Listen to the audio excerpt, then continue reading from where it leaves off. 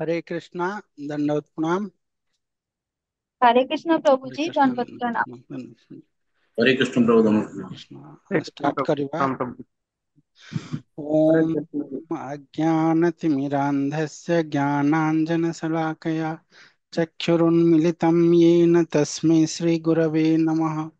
नमो विष्णुपादाय कृष्णपृष्ठाय भूतले श्रीमते गौरगोविन्द स्वामिन्निति नामिने। नमो विष्णुपादाय कृष्णपृष्ठाय भूतले श्रीमते भक्तिवेदांत स्वामिन्निति नामिने। नमस्ते सरस्वती देवे गौरवाणी प्रचारिणे निर्विशेष शून्यवादी पाश्चात्य देशतारिणे। मूकं करोति वाचालं पङ्गुं लङ्घयते गिरिं यत्कृपातमहं वन्दे श्रीगुरुं दीनतारिणे परमानन्दमाधवम्। जय श्री कृष्ण चैतन्य प्रभु नित्यानंद श्री अद्वैत गदाधर शिवासादि श्री गौर भक्त वृंद। हरे कृष्णा कृष्ण कृष्णा हरे हरे हरे राम राम राम हरे हरे। हाउ कौन गोटे प्रोब्लेम हो जाइए बोधे वीडियोटा आसुनी। ठीक अच्छे। तो आमे श्रीमद् भागवतम पढ़ुचे। श्रीमद् भागवतम स्वयं भगवान कृष्ण तांकर बाणी रूप आमे लास्ट चैप्टर रे सेटा पढ़ुथिले। लास्ट चैप्टर रे आमे देखिले जे सुत Goswami Krishna is the source of all incarnation. आमे लास्ट टाइम ए चैप्टर टा सरला। एथिरे आमे देखिले जे सुत गोस्वामी एक्सप्लेन करूचंदी केमती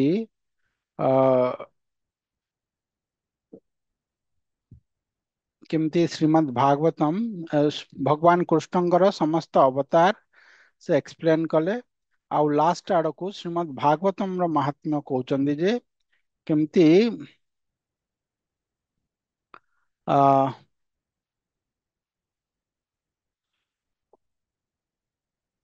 सुत गोस्वामी जेतेले सुखदेव गोस्वामी भागवतम शुणिले से मध्य सेठे प्रेजेंट थिले। गोटे मिनिट मु ओडिया भागवतम टा ठीक। तो एथिरे हमें देखिले सुखदेव गोस्वामी कहते केमती से मध्य सेठे प्रेजेंट थिले आओ सबुर विटनेस रही।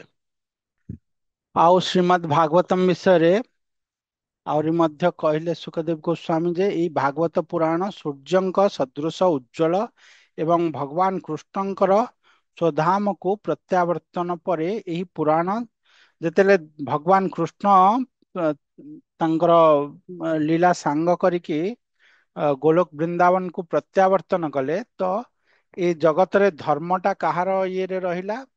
ଶ୍ରୀମଦ୍ ଭାଗବତମ ର। ଏଇ କଳି ଯୁଗରେ ଅଧର୍ମ ଟା ବହୁତ ବଢିଗଲା ତ ଧର୍ମ ଆଶ୍ରୟ ନେଲେ ଶ୍ରୀମଦ୍ ଭାଗବତମ ର। ଶ୍ରୀମଦ୍ ଭାଗବତମ ହେଲେ ସୂର୍ଯ୍ୟ ସମ। ସେ ହିଁ ଏଇ ଜଗତରେ ଆ ଆଲୋକ ବିତରଣ କରୁଛନ୍ତି। ନହେଲେ ଏ ଜଗତଟା ଅନ୍ଧକାରମୟ। ତ ଆମକୁ ଯଦି ଅନ୍ଧକାରରେ ରହିବାର ନାହିଁ, ଅନ୍ଧକାର ମାନେ ତମ, ଇଗ୍ନୋରାନ୍ସ, ଅଜ୍ଞାନ, ଅଜ୍ଞାନର ଅନ୍ଧକାର। ଅନ୍ଧକାରର ଅର୍ଥ ହେଲା ଅଜ୍ଞାନ। ଅଜ୍ଞାନ ଯୋଗୁଁ ଅନ୍ଧକାର ଅଛି। ଯେତେବେଳେ ଆମେ ଜ୍ଞାନ ପ୍ରାପ୍ତ ହେଇଯିବା ଆଉ ଅନ୍ଧକାର ରହିବନି। ଏଇଟା ଟିକେ ସଟଲ ସୂକ୍ଷ୍ମ ରୂପରେ ଆମକୁ ବୁଝିବାକୁ ପଡିବ।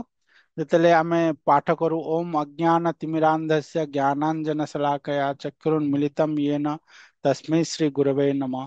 ତ ଏଠିରେ ସେ ଅଜ୍ଞାନଟା କଣ? ସେଇଟା ଭଗବାନ ସେଟା କହୁଛନ୍ତି ଯେ ସେଟା ହେଲା ଏଇ ଅଜ୍ଞାନ ହେଲା ଅନ୍ଧକାର।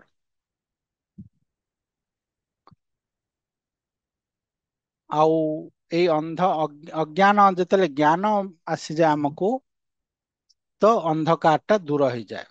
ଯେତେ ଅନ୍ଧକାରଟା ଏଇ ଅଜ୍ଞାନତା ଯୋଗୁଁ। ଆଉ ସୁଖଦେବ ଗୋସ୍ୱାମୀ କହିଲେ କେମିତି, ସୁତ ଗୋସ୍ୱାମୀ କହିଲେ କେମିତି ମହାରାଜ ପରୀକ୍ଷିତ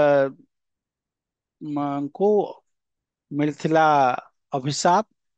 ଆଉ ତାପରେ ମହାରାଜ ପରୀକ୍ଷିତଙ୍କ ଯୋଗୁ ଶ୍ରୀମଦ୍ ଭାଗବତମ କୁହାଗଲା। କିନ୍ତୁ ମହାରାଜ ପରୀକ୍ଷିତଙ୍କର କଥା ସେ ଏବେ କହୁନାହାନ୍ତି। ଏବେ ଚତୁର୍ଥ ଅଧ୍ୟାୟରେ ଶ୍ରୀମଦ୍ ଭାଗବତମ କେମିତି ଆସିଲେ ସେଇଟା କହୁଛନ୍ତି। କାରଣ ଶ୍ରୀମଦ୍ ଭାଗବତ ପରୀକ୍ଷିତ ମହାରାଜକୁ ତ ପରେ ଶୁଣେଇଲେ ଶ୍ରୀମଦ୍ ଭାଗବତମ ସୁଖଦେବ ଗୋସ୍ୱାମୀ। ତା ପୂର୍ବରୁ ଶ୍ରୀମଦ୍ ଭାଗବତମ ଟା ଲେଖା ହେଲା, ବ୍ୟାସଦେବ ରଚନା କଲେ ତାକୁ। ହଁ, ଆବିର୍ଭାବ ହେଲେ ବ୍ୟାସଦେବଙ୍କ ଥ୍ରୁରେ। ତ ସେ ଯୋଉ ଆବିର୍ଭାବ ହେଲେ ସେଇ ଷ୍ଟୋରିଟା ଆଗ କହୁଛନ୍ତି, ତାପରେ କେମିତି ସୁଖଦେବ ଗୋସ୍ୱାମୀ ଶୁଣେଇବେ ସେଟା ସେଇଟା କହିବେ। ତ ଆମେ ଆଜି ସେଇ 4th ଚ୍ୟାପ୍ଟରରୁ ପଢିବା ନାରଦ ମୁନିଙ୍କର ଆବିର୍ଭାବ। ହଁ, ନାରଦ ମୁନି ଆସିବେ, ସେ କହିବେ ବ୍ୟାସଦେବଙ୍କୁ। ତ ଚ୍ୟାପ୍ଟର 4 ଚତୁର୍ଥ ଅଧ୍ୟାୟ ଶ୍ରୀ ନାରଦ ମୁନିଙ୍କର ଶୁଭ ଆବିର୍ଭାବ। इति बुब्रू इति ब्रुवाणं संस्तूय मुनीनां दीर्घसत्रिणां वृद्धः कुलपतिसुतं बहवृचः शौनको ब्रवीत्। हरे कृष्णा। श्रीला सुत गोस्वामीଙ୍କର ଏ ପ୍ରକାର ବାଣୀ ଶୁଣି ସେ ଦୀର୍ଘ ଦିନ ଧରି ଯଜ୍ଞରେ ବ୍ୟାପୃତ ଋଷିମାନଙ୍କର ମଧ୍ୟରେ ବୟୋବୃଦ୍ଧ ଏବଂ ଜ୍ଞାନ ବୃଦ୍ଧ ଶ୍ରୀ ଶୌନକ ମୁନି ଶ୍ରୀଲ ସୁତ ଗୋସ୍ୱାମୀଙ୍କୁ ଅଭିନନ୍ଦନ ଜଣାଇ ନିମ୍ନୋକ୍ତ ପ୍ରକାରେ ସମ୍ବୋଧନ କରି କହିଥିଲେ। ଯେତେବେଳେ ସୁତ ଗୋସ୍ୱାମୀ କୁ ପ୍ରଥମେ ଆମେ ଦେଖିଲେ ଫାର୍ଷ୍ଟ ଚ୍ୟାପ୍ଟରରେ, ଶୌନକ ଆଦି ଋଷି ମାନେ ରିକ୍ୱେଷ୍ଟ କରୁଛନ୍ତି ଯେ ଆମକୁ ଭଗବାନଙ୍କର ବିଷୟରେ କୁହନ୍ତୁ, ଯୋଉଟା ଶ୍ରେଷ୍ଠ। ଏବେ କଳିଯୁଗ ଆସୁଛି, ଘୋର କଳି। ଆପଣ ଆମକୁ କୁହନ୍ତୁ ଯେ କଣ ଆମେ କରିବା ଏଇ କଳି କଳମସରୁ ବଞ୍ଚିବା ପାଇଁ। ମନୁଷ୍ୟ ମାନେ କଣ କରିବେ ଲୋକମାନଙ୍କ ପାଇଁ, ଆମମାନଙ୍କ ପାଇଁ, କଳିଯୁଗର ଲୋକମାନଙ୍କ ପାଇଁ ସେମାନେ ପଚାରୁଛନ୍ତି। ଅଧର୍ମର ଯୁଗ ଏଟା। ତ ସେଠିରେ ଆମେ ଦେଖିଲେ ସୁତ ଗୋସ୍ୱାମୀ ତାଙ୍କୁ ସବୁ ଏକ୍ସପ୍ଲେନ କଲେ। ତାପରେ ଅ ଭାଗବତମ ଶୁଣିବାର କ୍ୱାଲିଫିକେସନ, ଭାଗବତମ କେମିତି ଶୁଣାଯାଏ, ସେଗୁଡା ସବୁ ଫାର୍ଷ୍ଟ ଚ୍ୟାପ୍ଟରରେ କହିଲେ। ଫାର୍ଷ୍ଟ ସେକେଣ୍ଡ ଚ୍ୟାପ୍ଟରରେ, ଥାର୍ଡ ଚ୍ୟାପ୍ଟରରେ ଭଗବାନଙ୍କର ସମସ୍ତ ଅବତାର ମାନେ କହିଲେ। ତାପରେ ଏବେ 4th ଚ୍ୟାପ୍ଟରରେ ସେ ଭାଗବତମର ଆବିର୍ଭାବ ଟା କହିବେ। ତ ଏଠିରେ ସନକ ଋଷି, ଶୌନକ ଋଷି ଯେତେବେଳେ ଶୁଣିଲେ ସୁତ ଗୋସ୍ୱାମୀଙ୍କୁ, ତାପରେ ତାଙ୍କୁ ପ୍ରାର୍ଥନା କରୁଛନ୍ତି। ଶୌନକ ଉବାଚ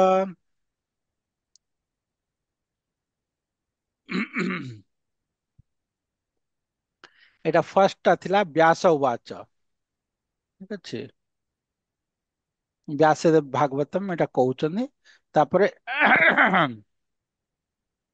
ପରେ ଯୋଉଟା ଆସିବ ସେଟା ସୁକ ଉବାଚ ସବୁ ଆସିବ। ସୁକଦେବ ଯେତେବେଳେ କହିବା ଆରମ୍ଭ କରିବେ। ଏଟା ଯେହେତୁ ପ୍ରଥମ ଇଏଟା ବ୍ୟାସଦେବ ଯେହେତୁ ଲେଖିଛନ୍ତି, ତ ବ୍ୟାସ ଉବାଚ ଅଛି ଏଥିରେ। ହରେ କୃଷ୍ଣ।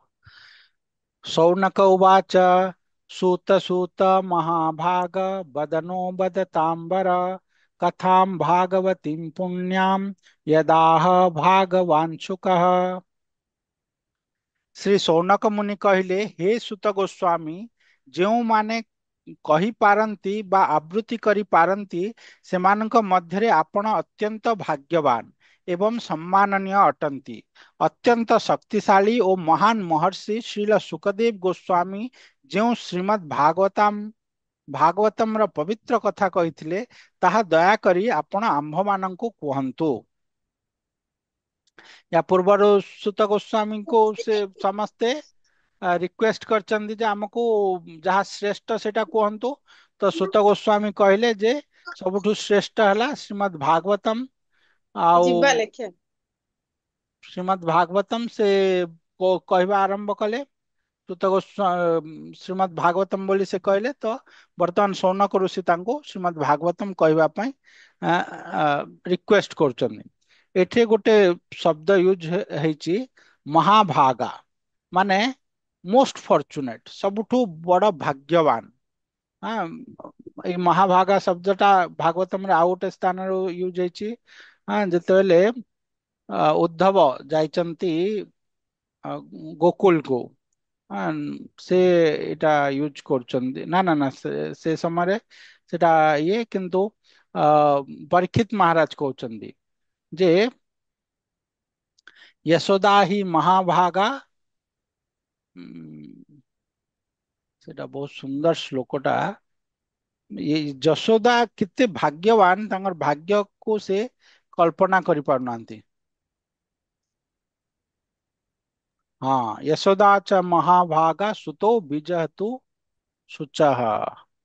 ना एठिरे भी महाभागा होचे। आ गोटे सेटा हला जहांकर भगवान कृष्ण स्तन्यपान करचंती, सेही यशोदा हेले सबुठु महाभागा। ना सेटा पाइबानी एठिरे। ठीक अच्छी। तो से हेले मोस्ट फॉर्चुनेट। एठिरे आमे देखिबा को हेबो जे प्रकृत रे भाग्यवान किए, जे भगवान कृष्णଙ୍କର कृष्ण को पाइची। ଯଶୋଦା ରାଣୀ କେତେ ବଡ ଭାଗ୍ୟବାନ। ତାଙ୍କଠାରୁ ବଡ ଭାଗ୍ୟବାନ ଏ ଜଗତରେ କେହି ନାହାନ୍ତି, ଯାହାଙ୍କର ଭଗବାନ ଶ୍ରୀ ହରି ସ୍ତନ୍ୟପାନ କରିଛନ୍ତି। ତ ସିମିଲାରଲି ଏଠିରେ ସୌନକ ଋଷି ମାନେ ସୁତ ଗୋସ୍ୱାମୀଙ୍କୁ କହୁଛନ୍ତି, କାରଣ ସେ ଭଗବାନ କୃଷ୍ଣଙ୍କୁ, କୃଷ୍ଣଙ୍କ କଥାରେ ତାଙ୍କର ରୁଚି ଅଛି। ସେ ଭଗବାନ କୃଷ୍ଣଙ୍କୁ ପାଇଛନ୍ତି କାହିଁକି ନା ସେ ସୁକ ଗୋସ୍ୱାମୀଙ୍କ ଶିଷ୍ୟ, ସୁକ ଗୋସ୍ୱାମୀଙ୍କଠୁ ଶ୍ରବଣ କରିଛନ୍ତି। ତେଣୁ ତାଙ୍କୁ ମହାଭାଗ କୁହାଯାଉଛି। ଯୋଉମାନେ ବି ଶ୍ରୀମଦ୍ ଭାଗବତମ ଶ୍ରବଣ କରୁଛନ୍ତି ସେମାନେ ହେଲେ ମହାଭାଗ ବା ବହୁତ ଫର୍ଚୁନେଟ। କାହିଁକି ନା ଏତଦ୍ ଦ୍ଵାରା ଆମେ ଭଗବାନ କୃଷ୍ଣଙ୍କୁ ପାଉଛେ, କୃଷ୍ଣଙ୍କ ସହିତ ସଙ୍ଗ କରୁଛେ। ଆମେ ଏବେ ସେଟା ବୁଝିପାରୁନେ, କିନ୍ତୁ ଯେତେବେଳେ ଆମେ ଭକ୍ତିରେ ଉନ୍ନତ ହେବା ତ ଆମେ ସେଟାକୁ ରିଏଲାଇଜ କରିପାରିବା, ପ୍ରାକ୍ଟିକାଲି ଜାଣିପାରିବା ଯେ କେତେ ଭାଗ୍ୟବାନ ଆମେ। ଏ ଜଗତ କଣ, 84 ଲକ୍ଷ ଯୋନି କଣ, କେତେ ଆମେ ସବୁ ଅ ଘୂର୍ଣ୍ଣମାନ ଅନାଦି କାଳରୁ, ଆଉ ସେ ଭିତରେ ଆମେ ଏବେ ଭାଗବତମ ଶ୍ରବଣ କରୁଛେ, ଯାହାର ଫଳ ସ୍ୱରୂପ ଆମେ ଭଗବାନ କୃଷ୍ଣଙ୍କୁ ପାଇଯିବା, ଜନ୍ମ ମୃତ୍ୟୁରୁ ପାର ହେଇଯିବା। ତ ସେମାନେ ହେଲେ ମହାଭାଗା। ଯିଏ କିଏ ଭାଗବତମ ଶ୍ରବଣ କରୁଛନ୍ତି ବା କହୁଛନ୍ତି, ସେମାନେ ମହାଭାଗା ବା ସବୁଠୁ ଭାଗ୍ୟବାନ। ତାଙ୍କଠୁ ବଡ ଭାଗ୍ୟବାନ ଜଗତରେ କେହି ନାହାନ୍ତି। कस्मिन् युगे प्रवृत्तेयं स्थाने वा केन हेतुना, कुतः संचोदितः कृष्णः कृतवान् संहितां मुनिः। केउं जुगरे एवं केउं स्थଳରେ ଏହା ସର୍ବପ୍ରଥମେ ଆରମ୍ଭ ହେଲା ଏବଂ ଏହା କାହିଁକି ଆରମ୍ଭ ହେଲା, ଏହି ବିଦ୍ୟା ସାହିତ୍ୟର ସଂକଳନ କରିବା ନିମିତ୍ତ କେଉଁଠାରୁ ଶ୍ରୀକୃଷ୍ଣ ଦ୍ୱୈପାୟନ ବ୍ୟାସ ପ୍ରେରଣା ପ୍ରାପ୍ତ ହୋଇଥିଲେ। ଦେଖନ୍ତୁ ମୂଳରୁ ପଚାରୁଛନ୍ତି ସୌନକ ଋଷି ଯେ ଆପଣ କହିଲେ ଶ୍ରୀମଦ୍ ଭାଗବତମ ହିଁ ସବୁ କିଛି। ଶ୍ରୀମଦ୍ ଭାଗବତମ ର ଆଶ୍ରୟରେ ଧର୍ମ ଅଛନ୍ତି ଏ ଜଗତରେ। ଶ୍ରୀମଦ୍ ଭାଗବତମ ହେଲେ ଭଗବାନଙ୍କର ବାଣୀ ଅବତାର। ତାହେଲେ ସେ ଶ୍ରୀମଦ୍ ଭାଗବତମ ଆସିଲେ କୋଉଠୁ? ଭଗବାନ କୃଷ୍ଣ ତ ଚାଲିଗଲେ ଏ ଜଗତକୁ ଛାଡିକି ଗୋଲୋକ ବୃନ୍ଦାବନକୁ। ତ ଶ୍ରୀମଦ୍ ଭାଗବତମ କେମିତି ଆସିଲେ? ହଁ, ସେ ଜାଣିଛନ୍ତି ଏଇଟା ବ୍ୟାସଦେବଙ୍କ ଥ୍ରୁରେ ଆସିଲେ, କିନ୍ତୁ କେମିତି ବ୍ୟାସଦେବ ପ୍ରେରଣା ପ୍ରାପ୍ତ ହେଲେ? ଭଗବାନଙ୍କର ବାଣୀ ଅବତାର, ଭଗବାନଙ୍କର ଅବତାର ଟା ଆ ଆମେ ଦେଖୁ ଯେମିତି ଭଗବାନ କୃଷ୍ଣ ଆସିଲେ, ଦେବକୀ ଗର୍ଭ ତାଙ୍କର ହେଲା, ତାଙ୍କ ପେଟ ବଡ ହେଇଗଲା, ଗର୍ଭରେ ଭଗବାନ କୃଷ୍ଣ ଅଛନ୍ତି, ତାପରେ କୃଷ୍ଣ ଜନ୍ମ ହେଲେ। କିନ୍ତୁ ଏଇଟା ଆମକୁ ଆମକୁ ଦେଖିଲା ବେଳେ ଆମକୁ ଏମିତିଆ ଲାଗେ, କିନ୍ତୁ ବାସ୍ତବିକତା କଣ ଯେ ଭଗବାନ କୃଷ୍ଣ ହେଲେ ଅଜନ୍ମା। ସେ ହେଲେ ଆ, ଭଗବାନ ନିଜେ କହିଲେ ନା ଯେ ଜନ୍ମ କର୍ମ ଚମେ ଦିବ୍ୟମ୍, ତାଙ୍କର ଜନ୍ମ କର୍ମଟା ଦିବ୍ୟ, ଏ ଜଗତର ନୁହଁ। ତାହେଲେ ଆମେ କେମିତି ଭାବିବା ଯେ ସେ ଜନ୍ମ ହଉଛନ୍ତି ଏମିତି? ହଁ, ଦେବକୀଙ୍କର ତ ଗର୍ଭ ଭିତରେ ଅଛନ୍ତି, ଆଉ ସବୁ ଦେବତା ମାନେ ଆସିକି ପ୍ରାର୍ଥନା କରୁଛନ୍ତି, ଭାଗବତମ ଦଶମ ସ୍କନ୍ଧରେ ସେଗୁଡା ଆସିବ। ସେଟା ସବୁ କେମିତି ଘଟୁଛି? ସେଟା ଯୋଗମାୟା ଦ୍ଵାରା ଘଟେ, କିନ୍ତୁ ବାସ୍ତବରେ କୃଷ୍ଣଙ୍କର ଜନ୍ମ ନାହିଁ। ତ ସେଥିପାଇଁ ଯେହେତୁ ଶ୍ରୀମଦ୍ ଭାଗବତମ ମଧ୍ୟ କୃଷ୍ଣଙ୍କର ଅବତାର, ବାଣୀ ଅବତାର, ତ ସେଇଟା ସୌନକ ଋଷି ପଚାରୁଛନ୍ତି ଏଇଟା ନିଶ୍ଚୟ ଯୋଗମାୟାଙ୍କ ଦ୍ଵାରା ଆସିଛନ୍ତି, କିନ୍ତୁ ବ୍ୟାସଦେବଙ୍କ ଥ୍ରୁରେ ଆସିଛନ୍ତି। କେମିତି ଆସିଲେ, ସେ କୋଉଠୁ ପ୍ରେରଣା ପ୍ରାପ୍ତ ହେଲେ, ସେ ଡିଟେଲ୍ସ ଟା ସେ ପଚାରୁଛନ୍ତି। तस्य पुत्र महायोगी समद्रुङ् निर्विकल्पकः एकान्तमति रुन्निद्रो गूढ़ो मूढ़ इवीयते।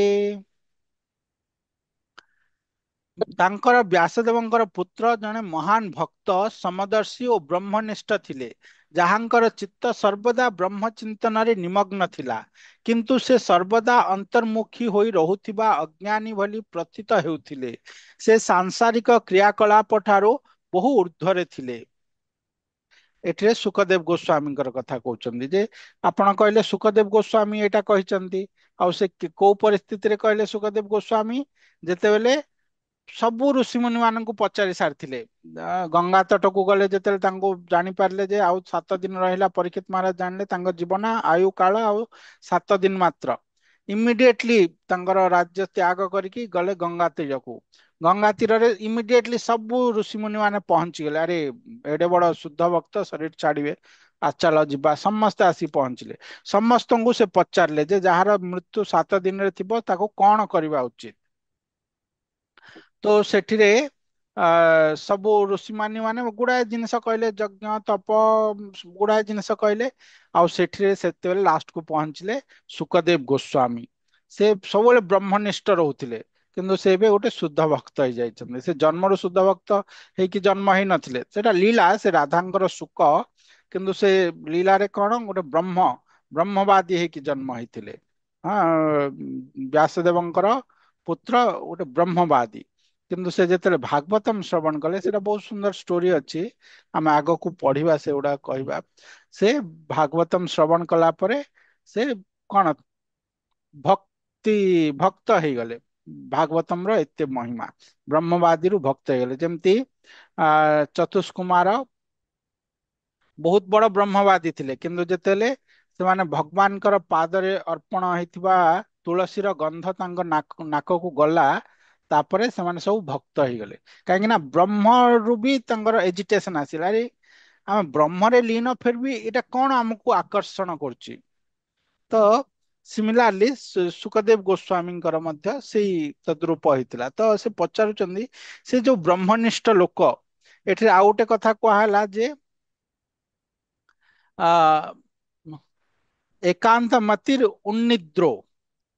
ଉନ୍ନିଦ୍ରୋ ମାନେ ଯିଏ ଅଲରେଡି ମାନେ ଏଇ ନିସାଇନ୍ସ, ଏଇ ଯୋଉ ମାୟାର ଉପରେ, ମାୟାକୁ ଜିଣି ସାରିଛନ୍ତି। ଗୂଢ ମୂଢ ଇବେ ୟତେ, ତାଙ୍କୁ ଲୋକ କଣ ଭାବନ୍ତି ନା ଇଏ ଗୋଟେ ପାଗଳାଟା।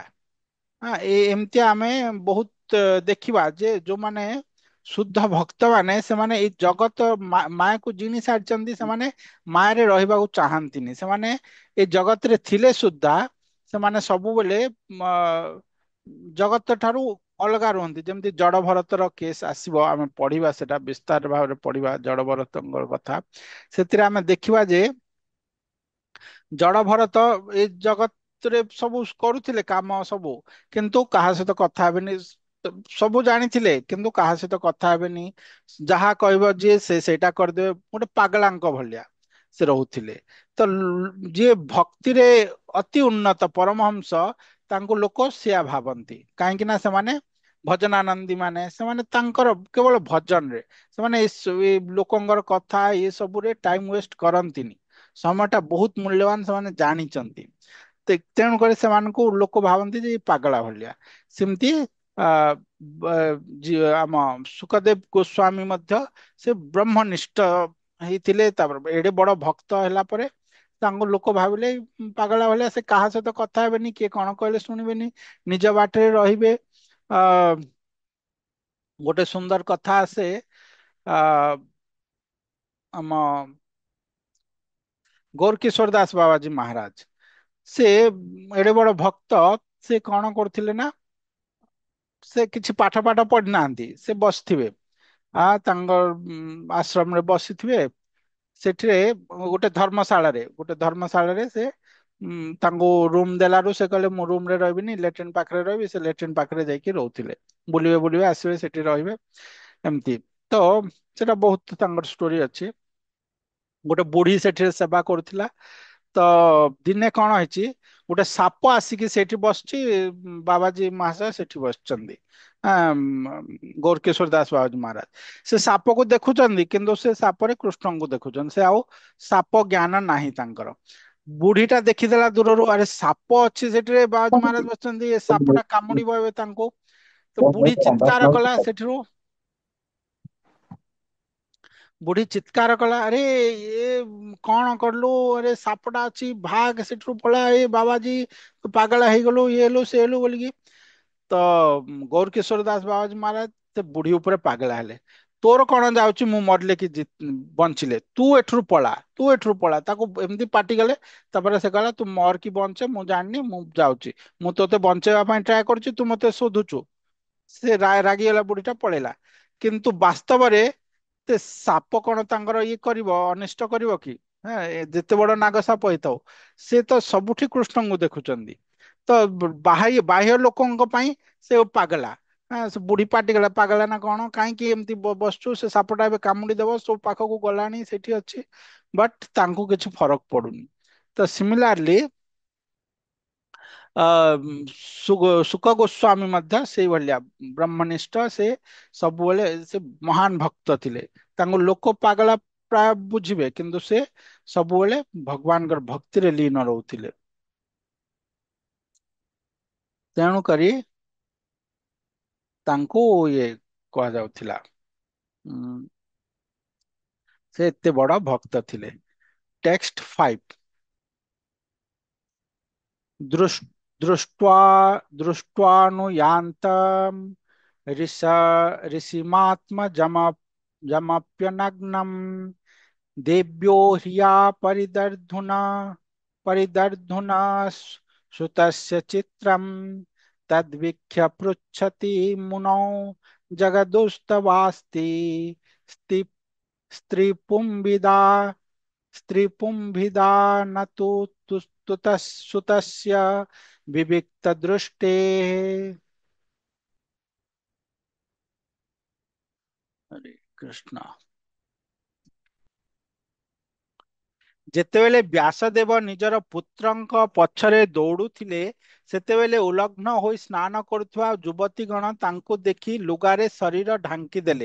ଯଦିଓ ଶ୍ରୀ ବ୍ୟାସଦେବ ନିଜେ ନଗ୍ନ ନଥିଲେ, କିନ୍ତୁ ଯେତେବେଳେ ତାଙ୍କର ପୁତ୍ର ଶ୍ରୀଲ ଶୁକଦେବ ସେ ବାଟେ ଯାଉଥିଲେ, ସେତେବେଳେ ସେମାନେ ସେପରି କରିନଥିଲେ। ବ୍ୟାସଦେବ ଏ ସମ୍ବନ୍ଧରେ ପ୍ରଶ୍ନ କରିବାରୁ ବା ଏହାର କାରଣ ପଚାରିବାରୁ ସେମାନେ କହିଲେ ଯେ ତାଙ୍କର ପୁତ୍ର ବିଶୁଦ୍ଧ ପବିତ୍ର ହୃଦୟ ବିଶିଷ୍ଟ ଅଟନ୍ତି ଏବଂ ତାଙ୍କୁ ଦେଖିଲେ ସ୍ତ୍ରୀ ପୁରୁଷ ଭେଦଭାବ ହୃଦୟରେ ଜାଗ୍ରତ ହୁଏ ନାହିଁ। କିନ୍ତୁ ଋଷି ବ୍ୟାସଦେବଙ୍କ ମଧ୍ୟରେ ଏ ପ୍ରକାର ଭେଦଭାବ ଅଛି। ଏଇଟା ହେଲା ସେ କାହାଣୀଟା ଆମେ କହିବା ଯେ କେମିତି ସୁକଦେବ ଗୋସ୍ୱାମୀ ଆସିଲେ। ସୁତ ଗୋସ୍ୱାମୀ ପୂର୍ବରୁ କହିଥିଲେ ଯେ ସନକ ଆଦି ଋଷିଙ୍କୁ, ଯେ ସୁତ ଗୋସ୍ୱାମୀଙ୍କୁ କେମିତି ତାଙ୍କ ବାପା ଖୋଜି ବୁଲୁଥିଲେ କି ଶ୍ରୀମଦ୍ ଭାଗବତମ ଟା କିଏ ଲୋକଙ୍କ ପାଖକୁ ପହଞ୍ଚେଇବ ବୋଲିକି। ତ ଏ ସୁକ ଗୋସ୍ୱାମୀଙ୍କର କଥା ସମସ୍ତେ ଜାଣିଛନ୍ତି। ତ ସୌନକ ଋଷି ପ୍ରଶ୍ନ କରୁଛନ୍ତି ଯେ ଯେତେବେଳେ ସୁତ ଗୋସ୍ୱାମୀ ଆ ଯେତେବେଳେ ସତ୍ୟବତୀ ଆମ ବ୍ୟାସଦେବଙ୍କର ସ୍ତ୍ରୀଙ୍କର ନାଁ ସତ୍ୟବତୀ ନା, ବ୍ୟାସଦେବଙ୍କର ସ୍ତ୍ରୀଙ୍କର ନାଁ କଣ? ସତ୍ୟବତୀ ତ ଆଉ କଣ? ବ୍ୟାସଦେବଙ୍କ ମା ବୋଧେ ମା ସତ୍ୟବତୀ। ମା ସତ୍ୟବତୀ ନା।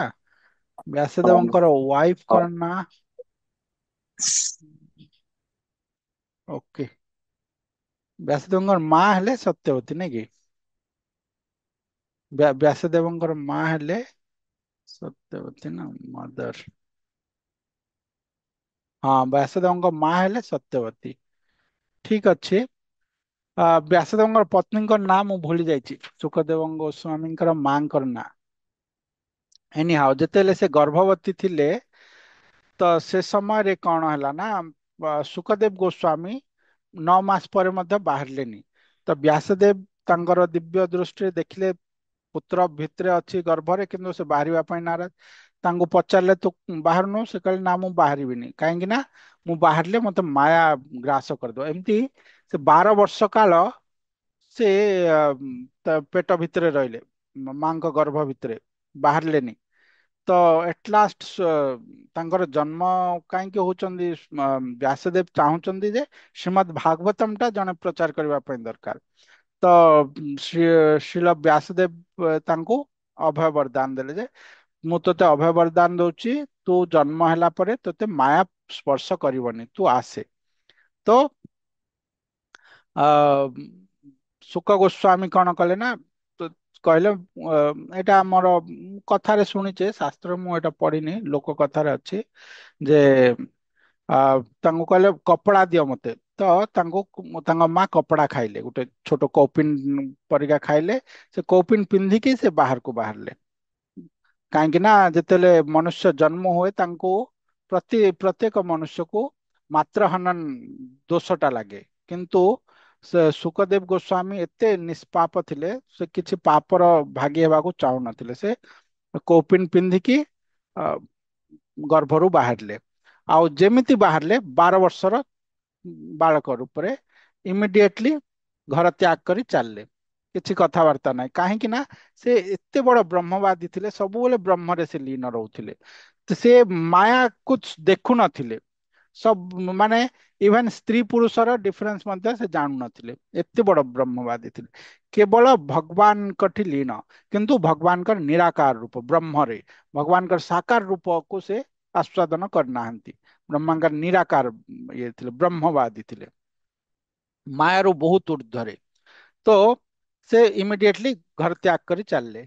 ତ ତାଙ୍କ ବାପା ବ୍ୟାସଦେବ, ଇଏ ଯେ ପର୍ପଜ, ତାଙ୍କର ଗୋଟେ ପର୍ପଜ ଥିଲା ଯେ ସେ ପୁଅ ଚାହୁଁ